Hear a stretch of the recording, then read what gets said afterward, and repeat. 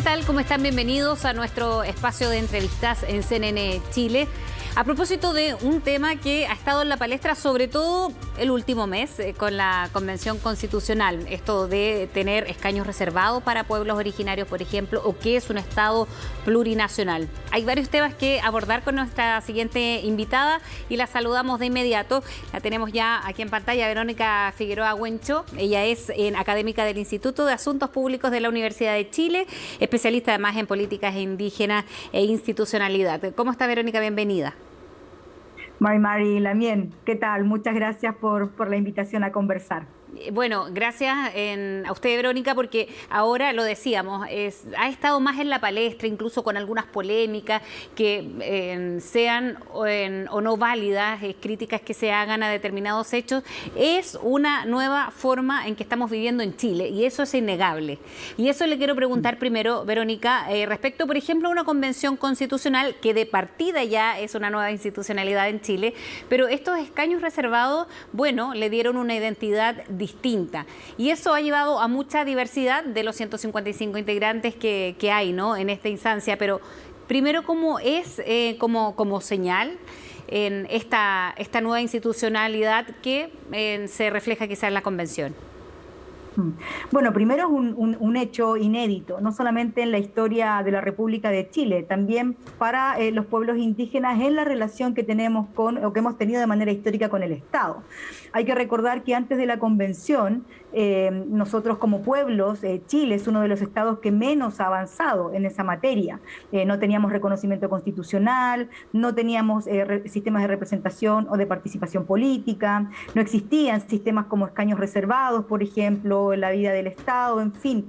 Incluso, ¿no?, tenemos una ley ordinaria, la ley 19.253, vigente en Chile desde el año 1993, que define una serie de derechos de una manera bastante limitada respecto de lo que ha ocurrido en el marco internacional de derechos, sobre todo en las últimas décadas. Entonces, la conformación de la Convención Constituyente con los escaños reservados, con la participación al menos, ¿no?, de los 10 pueblos que la ley reconoce en la actualidad en Chile, significa un hito para un diálogo no solamente intercultural, sino que también lo que estamos viendo es que esta es una convención plurinacional, ¿no?, porque tiene una representación no solamente de la nación chilena con todas sus diversidades en términos de ideológicas, ¿verdad?, de partidos políticos, en fin, sino también tiene una representación de las naciones preexistentes a este Estado, que somos los pueblos indígenas. Y ese hito obviamente hace que estemos también ante un hecho bien interesante de cómo promover ese diálogo intercultural, cómo comprender adecuadamente los protocolos, las prácticas, las culturas, la institucionalidad de los pueblos indígenas, representada no solamente con los escaños, sino también con una autoridad ancestral para nosotros como es la Machi Francisca Linconao. Exacto. Y en ese sentido, cuando se estaba en campaña para los próximos, los futuros constituyentes, se hablaba de un Estado plurinacional y eso incorporarlo en una nueva constitución. Y aquí se mezcla, como lo dice Verónica, de una convención plurinacional y un Estado que se pretende ahí dejar por escrito en la nueva constitución. ¿Qué podemos entender, porque ya lo adelantó algo, ¿no?, pero por este Estado plurinacional que se pretende establecer en la próxima Carta Magna de Chile? Bien, para responder a esa pregunta habría que dar un hecho anterior, y es que el Estado de Chile se fundó bajo la lógica de un Estado para una nación, propia de los modelos europeos y obviamente muy inspirada en los valores republicanos que luego de la Revolución Francesa fueron, ¿no?, poco menos globalizándose, y por lo tanto las colonias también, ¿no?, latinoamericanas. En el caso de Chile se siguió con esa tradición cuando se instalan estos estados liberales de derecho. Y por lo tanto la lógica que primó es que en este territorio había una nación naciente, una nación criolla, una nación chilena, y esa nación tenía la capacidad, ¿no?, soberana de darse una forma de representación política. Y por eso es que en Chile tenemos una nación que se dio este Estado.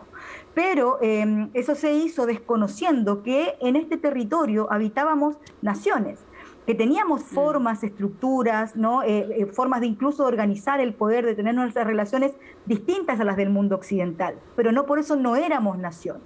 Y por lo tanto, cuando hablamos de un Estado plurinacional, lo que estamos planteando es que esa soberanía inicial que en un momento esta nación chilena ejerció por sí misma desconociendo, ¿no?, la existencia de pueblos indígenas, hoy día hay que revertirla y hay que generar un nuevo pacto de convivencia, un nuevo acuerdo con todas las naciones, no solamente la nación chilena, sino también las naciones que somos los pueblos originarios, ¿verdad?, en cuanto a naciones preexistentes a este Estado. Hay que romper, obviamente, ciertos prejuicios y mitos, porque no hemos aprendido generalmente en los colegios, ¿verdad?, o en la propia universidad, en los espacios públicos, incluso en las formas en las que se ejerce el poder en Chile, están muy marcadas por la idea de una sola nación para este Estado, ¿no? Y por eso es que nos generaba no tanta resistencia en algunos sectores, sobre todo los sectores más conservadores, la participación mediante escaños reservados. Entonces, un Estado plurinacional es una nueva forma, un nuevo pacto, una nueva forma de convivir, pero donde todas las naciones, en igualdad de condiciones, podemos definir las reglas del juego. Verónica. Y eso es lo que está ocurriendo de alguna manera en la convención. Sí, ¿y cómo ha visto esta polémica? Precisamente, bueno, ahí estuvo involucrada Francisca Rinconado también, pero la propia presidenta de la convención, cuando hablan en Mapudungún, y eso genera todo no todo, porque tampoco es general, pero sí que salga alguna voz crítica del sector que sea. Eso es ir oponiéndose a lo que estamos hablando de este Estado que se podía materializar, un Estado plurinacional que se puede materializar en la próxima Constitución, ya en esta instancia, que eso sea un tema de conflicto. Yo creo que no, los derechos lingüísticos hoy día forman parte de los derechos humanos y básicos además para los pueblos indígenas. Lo que sucede es que esta institucionalidad nuestra a lo largo de la historia lo que hizo fue relegar las lenguas indígenas a los espacios privados, a los espacios del hogar. Nunca no fuimos educados, por ejemplo, en los colegios en nuestras lenguas, no tenemos, ¿no?, espacios públicos que permitan, ¿no?, el uso de esa lengua, y por lo tanto el Estado a través de una institucionalidad no lo hizo a través necesariamente. Aquí no solamente hay que pensar en la violencia cuando hablamos del colonialismo, sino que también tenemos que pensar que el Estado utilizó gran parte de sus reglas del juego para hacer que el castellano fuera la lengua predominante y que las lenguas indígenas estuviéramos en desaparición, como estamos hoy día. Las últimas encuestas hablan de que prácticamente el 80% de las personas que nos autoidentificamos como indígenas no hablamos ni entendemos nuestras lenguas.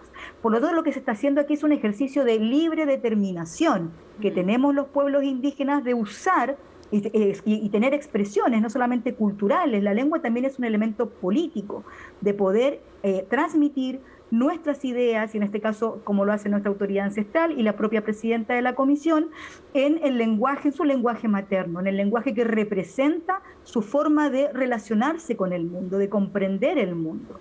Y claro, en realidad lo que aquí tenemos que comprender o entender es que han sido estas lenguas minorizadas, ¿no?, discriminadas, exacto, excluidas, las que en la convención buscan aflorar porque es parte de nuestros derechos, ¿no?, parte de la libre determinación que reconoce la Declaración de Pueblos Indígenas del año 2007. Y que la presidenta de la convención sea precisamente una de las representantes de pueblos originarios, eso abre en una posibilidad, una nueva inflexión, un nuevo Chile, como claro se ha denominado, como ver la política, como ver las formas de llegar a acuerdos bajo esta convención constitucional.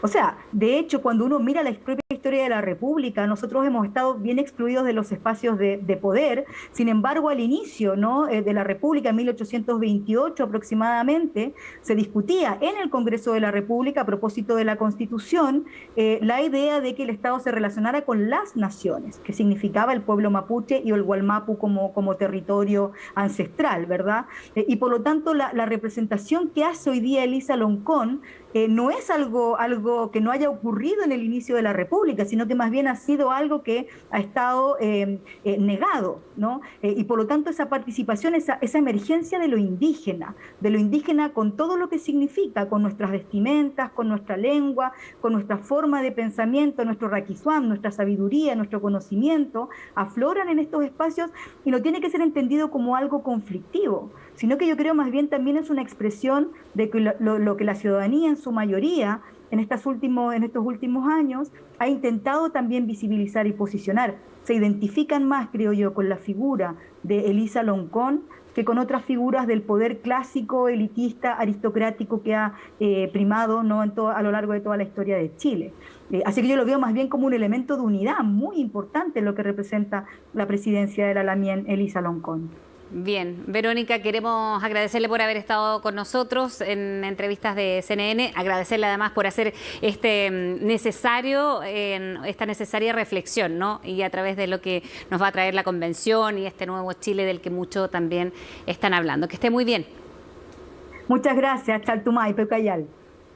Bien, ahí estaba nuestra entrevistada de hoy, Verónica Figueroa Huencho, a propósito del Estado plurinacional, la Convención Constitucional que ya nos explicaba, también se da en esta primera etapa, con escaños reservados, lo que es insólito, no había antecedentes antes, abriendo ahora espacios políticos para los pueblos originarios. Hasta aquí dejamos este espacio de entrevistas en CNN Chile, lo dejamos invitado a que siga nuestra compañía. Nos vemos.